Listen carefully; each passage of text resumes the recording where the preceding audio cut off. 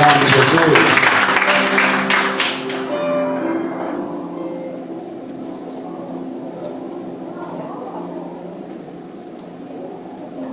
Os irmãos com a cintura já apareciam. Eu diria que os irmãos abriam as Bíblias em Lucas 17, versículo 26, 28, 29 e 30. Gostaria de agradecer ao pastor por essa oportunidade, por sempre estar investindo em nossas vidas. Que Deus te abençoe e abençoe a sua família, pastor. Lucas 17, 26, 28, 29 e 30, amém? O título diz assim: A vinda do reino de Deus. Versículo 26. Assim como foi nos dias de Noé, também será nos dias do Filho do Homem. O povo vivia comendo, bebendo, casando-se e sendo dado em casamento, até o dia em que Noé entrou na arca, e então veio o dilúvio e os destruiu a todos. Aconteceu a mesma coisa nos dias de Ló. O povo estava comendo, bebendo, comprando, vendendo, plantando, construindo. Mas no dia em que Ló saiu de Sodoma, choveu fogo e enxofre do céu e os destruiu a todos. Acontecerá exatamente assim no dia em que o Filho do Homem for revelado. Poderia sentar em nome de Deus. Essa palavra, querido, ela falou muito comigo esses dias, porque a última semana eu estava indo trabalhar, eu assumia o meu serviço às 20 horas, então eu entrei no meu carro e eu, como de costume, eu gosto de colocar um louvor, no carro e ir até o serviço, escutando os louvores, mas só que era dia de culto na igreja, e eu fui ouvindo aquele louvor. Em um dado momento, no caminho para o meu trabalho, o Senhor começou a falar comigo.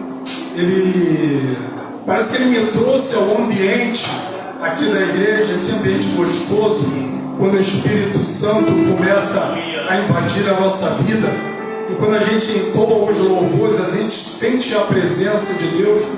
Então eu fiquei pensando comigo, que me deu vontade na mesma hora de dar a volta e vir para a igreja, mas a gente tem algumas obrigações a cumprir, e eu fui para casa pensando naquilo que eu havia sentido, aquela falta de estar na igreja, e a gente sabe que a nossa vida, a gente é cercado de compromissos, coisa que muitas das vezes tomam o nosso tempo.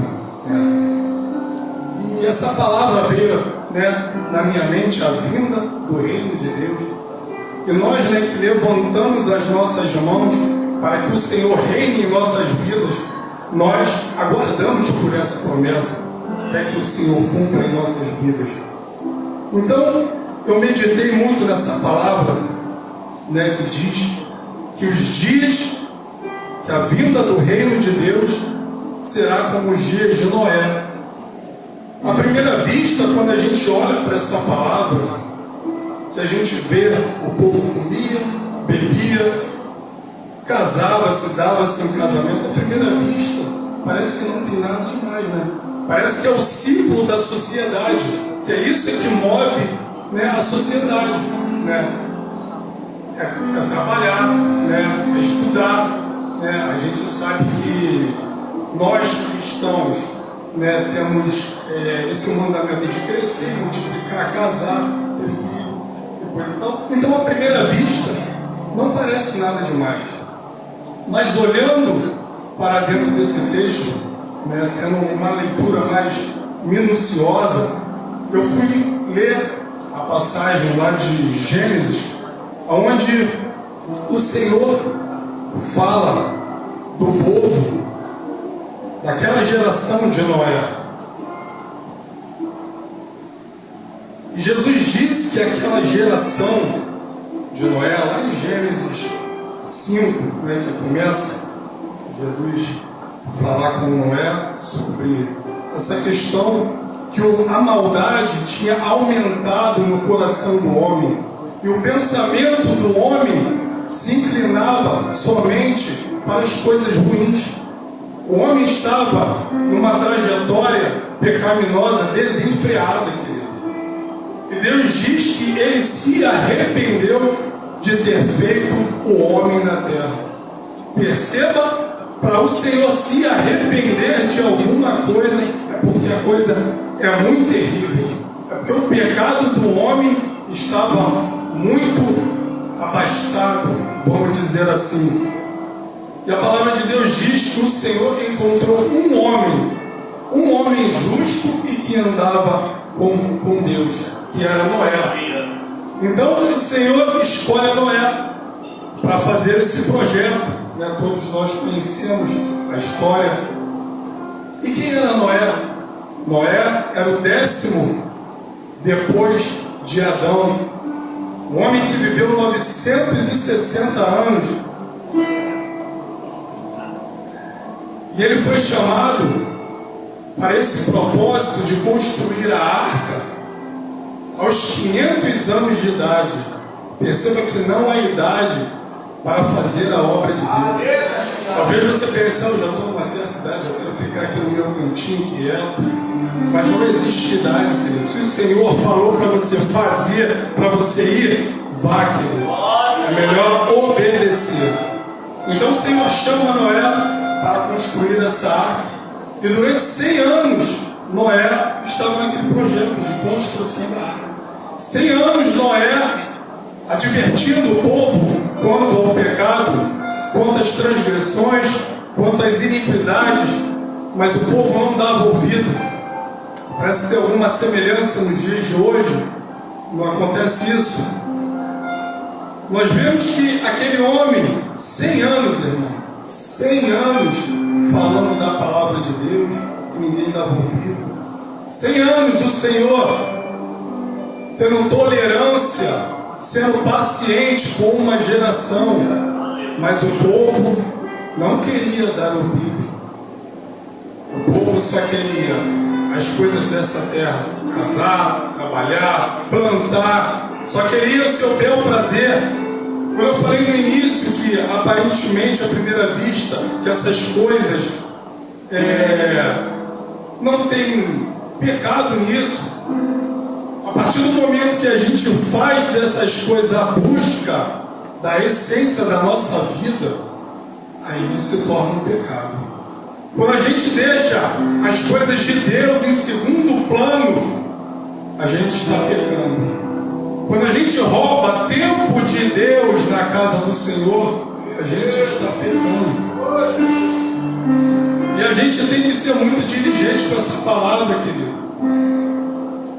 Porque a gente não pode roubar de Deus. A palavra diz que os ladrões, os adúlteros, não herdarão o reino de Deus. Seguindo essa palavra, então, a gente vê que Noé constrói a arca, o Senhor manda Noé entrar na arca, o dilúvio vem e mata, destrói a todos. Semelhantemente aconteceu com Ló. A Bíblia fala que a geração de Ló era tão perversa que certa ocasião Ló estava à porta de Sodoma e 2 anjos aparecem a Ló e Ló insiste para que aqueles homens entrem em sua casa. E aqueles homens falam, não, nós vamos ficar aqui na rua. 2 anjos. Mas Ló tanto insistiu que levou aqueles 2 anjos para a sua casa. Mas o povo, sabendo que Ló tinha hospedado 2 pessoas, foram até a casa de Ló e pediram para tirar aqueles homens de dentro da casa de Ló. E o povo daquela cidade, eles eram corrompidos com o espírito da homossexualidade. Eles queriam depravação com aqueles homens. Então Ló, ele sai e diz: olha, não façam mal a esses homens, mas eu tenho 2 filhas, façam o que vocês quiserem com elas. Resumindo, aquele povo estava em pecado, não queria saber das circunstâncias. Então o anjo manda que Ló tire toda a sua família, todos os seus entes queridos da família. Ló ainda fala com um dos seus familiares, com seus genros, mas seus genros ainda zombaram da palavra de advertência de Ló. Então aquela cidade era consumida pelo fogo. A gente conhece a história, a esposa de Ló olha para trás e vira uma estátua de pedra, e perece também. Ou seja, querido, a história está se repetindo. Nós vemos aí o mundo aí fora, nós vemos essa questão da homossexualidade. As pessoas querem ser respeitadas, as pessoas querem ser incluídas na sociedade, mas as pessoas zombam do nosso Deus, as pessoas vão para a Sapucaí, as pessoas fazem chacota do nosso Deus, querido. E a palavra está sendo pregada, a palavra está sendo ministrada, o arrependimento às pessoas. Deus tem sido paciente, longânimo, querido. E muitos não têm dado ouvido e crédito à palavra de Deus. O povo está sendo rebelde ao que está sendo pregado. O Senhor tem insistido com uma geração que só procura o seu bel prazer, a sua conquista, o seu eu, a sua vaidade. Mas aí você pode perguntar: irmão Estevão, o que isso tem a ver comigo? Se você for ler a segunda carta de Pedro, Pedro faz uma advertência ao povo de Deus, porque nos últimos dias, zombadores do reino do Senhor dirão: onde está o seu Deus? Quando o seu Deus irá voltar? Em outras palavras, esses homens vão dizer: aqueles que diziam no passado já se foram, já morreram. Mas Pedro fala assim: Deus não tarda em cumprir a sua promessa, mas Ele é paciente, é longânimo, para que todos cheguem ao arrependimento, querido. Perceba, querido, o amor de Deus. Deus poderia muito bem, querido, como Ele fazia no passado, abrir a terra e engolir todo mundo. Uma vez que Ele destruiu aquela geração, hoje Ele tem sido paciente, tem dado tempo, até para nós mesmos. Muitas das vezes nós erramos, nós às vezes nos iludimos, às vezes nós passamos mais tempo em coisas fúteis do que lendo a palavra de Deus, que nos edifica, orando, como o pastor falou, o pastor convida para um propósito, e muitas das vezes a gente não tem tempo, porque a gente tem qualquer outro compromisso que não é mais importante do que o que Deus propõe para nós, querido. Mas a gente, muitas das vezes, coloca essas coisas à frente do que Deus quer. E essa palavra me tocou muito, querido, me tocou muito, porque eu estou aqui na frente falando, mas ela cortou dentro de mim. Por uma semana eu fiquei ali, sentindo, vamos dizer assim, essa palavra dentro de mim, que eu preciso melhorar, eu preciso ter mais tempo para Deus. Nós temos 24 horas no nosso dia, e muitas das vezes a gente consegue consagrar 1 hora para Deus, às vezes nem meia hora a gente consegue. Às vezes a gente vem só aos cultos para sentir a presença de Deus mesmo. E quando não vem, a gente fica carente de ouvir uma palavra, porque a gente às vezes não tem iniciativa de pegar a palavra, de dobrar o nosso joelho. Ou muitas das vezes a gente só busca quando a gente está no fundo do poço, não é assim? Parece que é preciso que Deus nos leve ao deserto que nos leve à aprovação para chamar, para ter a tua atenção, a minha atenção. E eu fiquei pensando muito nessa palavra, querido, que nós somos falhos, nós pecamos, e nós precisamos demais do Senhor, demais. E uma certa palavra também veio a mim, que está lá em João 20, versículo 8, que fala que Pedro, quando entra no sepulcro, ele vê no sepulcro as faixas de linho separadas, mas o lenço que cobria a cabeça de Jesus estava separadamente dobrado. Querido, aí a gente vai, nada na Bíblia é por coincidência. O Senhor não faz nada por coincidência. Aí você vai estudar a palavra, o Senhor te impulsiona a buscar o que significam essas coisas. Aí a tradição dos judeus diz que quando um senhor está à mesa, fazendo a sua refeição, e o servo que serviu, ele fica posto num canto. E se alguma coisa acontecer e o seu senhor tiver que sair da mesa, e enquanto ele não amassa aquele lenço na qual ele limpa a sua boca, limpa os dejetos, as migalhas da sua boca, ele amassa e deixa no canto, o servo não pode pegar e tirar a refeição.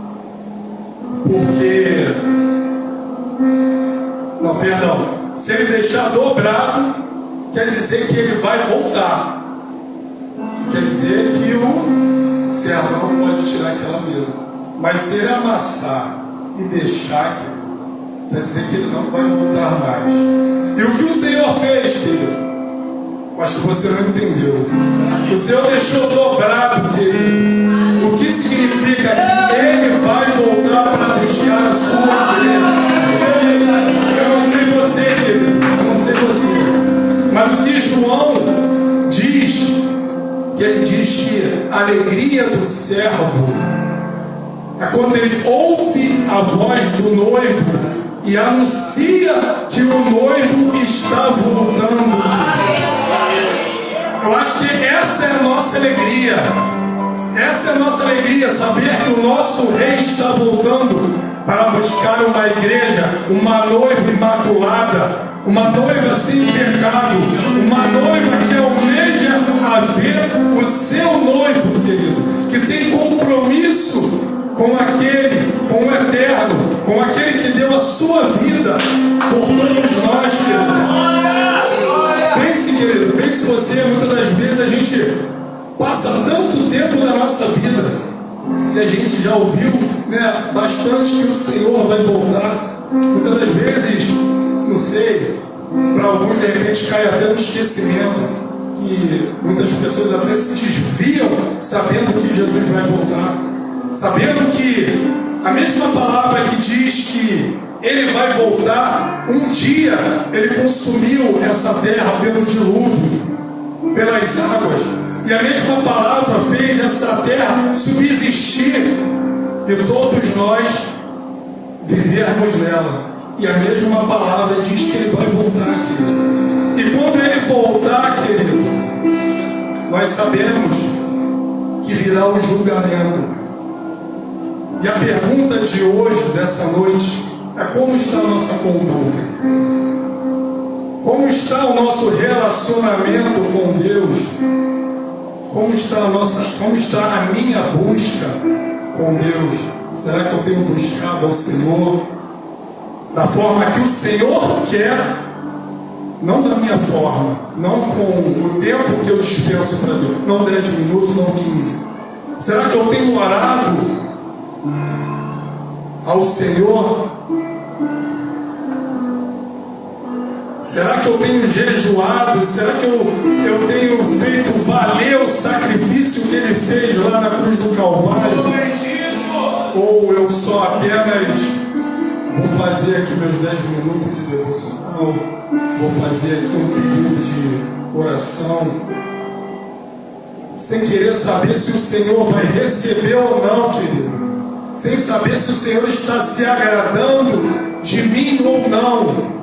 Você já parou para pensar o que o Senhor pensa de você? Se o Senhor recebe o seu sacrifício, a sua adoração, a forma que você adora aqui dentro da igreja, se você entra aqui com um problema e só quer que o seu problema seja resolvido, ou se você deixa o problema para lá e fala como Paulo, como Deus falou para Paulo, a minha graça te basta, e deixa o problema para lá e exalta o Senhor que te formou, que dia após dia te dá o fôlego de vida, que te faz acordar mesmo com problema, querido, mesmo com perdas, Ele tem te sustentado e te tem dado o fôlego de vida para todo dia você fazer assim, ó. Obrigado, Senhor. Eu tenho um problema, mas o Senhor sustentou o meu fôlego de vida. O Senhor não tirou a minha vida enquanto eu dormia, enquanto muitos estão perecendo, estão desenganados pelos médicos e não conseguem ver o milagre. Você está de pé. E você pode honrar esse compromisso até a vinda do Senhor. E aqui eu quero terminar, querido, que nós venhamos a ser criteriosos quanto à nossa vida, querido, quanto ao que nós ofertamos ao Senhor. Que fogo estranho o Senhor não aceita, qualquer adoração o Senhor não aceita. Quando Ele vier, vai ficar. Essa é a verdade. Ninguém pode se iludir e ninguém está sendo iludido. A gente tem que ser criterioso, querido, com o que nós estamos entregando para Deus, com o que nós estamos sendo para Deus. Se estamos sendo servos mesmos, ou não sei, de repente qual nome pode dar a gente chegar aqui e adorar de qualquer maneira. Que nós possamos meditar nessa palavra, que o Senhor possa tocar nos corações, que Deus possa falar melhor a cada um de nós. Agradeço a oportunidade.